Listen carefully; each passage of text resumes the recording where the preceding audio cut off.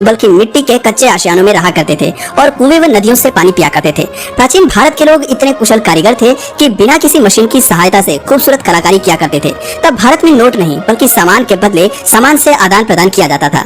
उस वक्त भारत की अधिकांश जनता शहरों में नहीं बल्कि गाँव में बसा करती थी। इसी के चलते पुरानी यादें ताजा कर आज हम आपकी मुलाकात असली भारत से कराने जा रहे हैं। आशा करते हैं आपको ये वीडियो बहुत पसंद आएगा। कहते हैं कि इतिहास हमेशा बुरा नहीं होता है बल्कि उसमें कुछ यादें बसी होती हैं जिन्हें याद कर हम फिर से मीठी यादों में खो जाते हैं।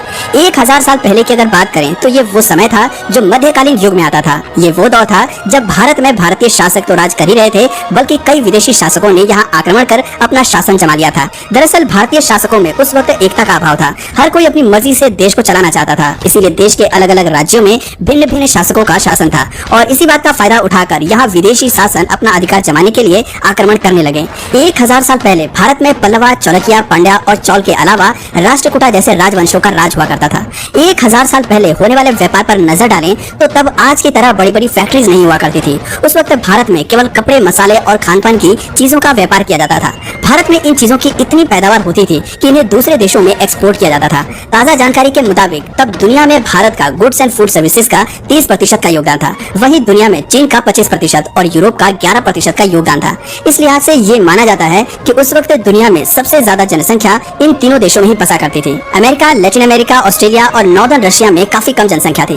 प्राचीन भारत में अधिकांश व्यापार सामान के बदले सामान पर ही निर्भर था। यानी अगर आपने कुछ सामान खरीदा है तो आप अपने पास मौजूद सामान को देकर दूसरी वस्तु खरीद सकते हैं। मतलब अनाज के बदले फल व सब्जियां खरीदना या फिर कपड़े के बदले बर्तन आदि खरीदना। उस वक्त मुद्रा काफी सीमित संख्या में और सीमित लोगों के पास ही हुआ करती थी। इसलिए लोग अपनी जरूरतों की पूर्ति एक दूसरे को सामान लेकर या देकर पूरी किया करते थे। तब के समय में फैमिली बिजनेस को अहमियत दी जाती थी। यानी अगर किसी का काम सुनार या लोहार का है तो उसका बेटा भी वही काम किया करता था। इस तरह पीढ़ी दर पीढ़ी सभी एक ही काम करते थे, जबकि वर्तमान में ऐसा कतई नहीं है। अब सभी लोग अपनी एजुकेशन के हिसाब से अपना कार्य चुनते हैं और उसी में आगे बढ़ते हैं। 1000 साल पहले आज की तरह शहरों में मंडी और बाजार हुआ करते थे, जहां आधुनिक भारत में एक सुई से लेकर मोबाइल फोन तक सभी सामान की अलग अलग दुकानें होती हैं। वहीं प्राचीन भारत में केवल सोना, चांदी, कपड़ा, इत्र और बर्तन के अलावा खान पान की सामग्री जैसे फल, सब्जियां और अनाज आदि की दुकानें हुआ करती थी। उस वक्त लग्जरी आइटम्स की दुकानें न के बराबर थी। खेती और पशुपालन ही लोगों का मुख्य व्यवसाय होता था। उस समय के लोग काफी मेहनती होते थे और कलाकारी के मामले में उनका कोई जवाब नहीं था। सुनार, लोहार, कुम्हार, हस्तकार आदि सभी अपने अपने काम में इतने कुशल थे कि आज भी भारतीय कलाकारी को दुनिया भर में सराहा जाता है। 1000 साल पहले के कारीगरों के हाथों में इतना हुनर था कि उनके आगे आज की मशीनें भी फेल हैं। उदाहरण के तौर पर आप किसी भी किले की शानदार नक्काशी को देखकर अंदाजा लगा सकते हैं। जहां आधुनिक समय में यातायात के साधन इतने विकसित हो गए हैं कि हम पूरी दुनिया की सैर कर सकते हैं, लेकिन 1000 साल पहले का वक्त बिल्कुल अलग था। तब लोगों को दुनिया काफी बड़ी लगती थी और भाई हो भी क्यों ना, क्योंकि उस वक्त लोग पैदल, घोड़ागाड़ी, नाव या फिर पालकी द्वारा ही दुनिया तय करते थे। तब ट्रांसपोर्ट के साधन काफी सीमित हुआ करते थे और आम लोगों के पास इतना पैसा भी नहीं था कि वो इन साधनों का भी लाभ उठा सकें।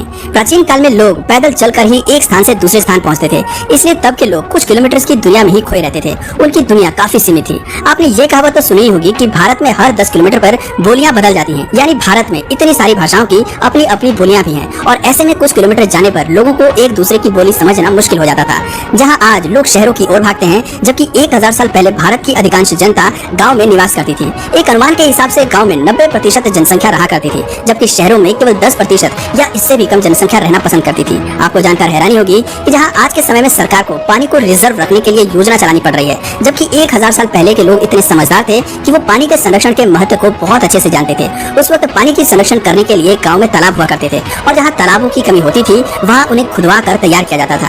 प्राचीन भारत के अधिकांश लोग धार्मिक प्रवृत्ति के हुआ करते थे। वो पूजा पाठ और धार्मिक अनुष्ठानों में काफी विश्वास रखते थे, इसलिए तब गांव-गांव में मंदिर होते थे और हर गांव में एक कुल देवता का मंदिर भी हुआ करता था। अगर आपने गौर किया हो तो आपको जरूर मालूम होगा कि पहले के घर आज के घरों के मुकाबले काफी अच्छे माने जाते हैं। बेशक तब मिट्टी से घरों का निर्माण किया जाता था, लेकिन इस बात में भी कोई शक नहीं है कि उस वक्त के घर काफी मजबूत होते थे। आज भी आपको कई जगह उन पुराने घरों या हवेलियों के नमूने देखने को मिल जाएंगे।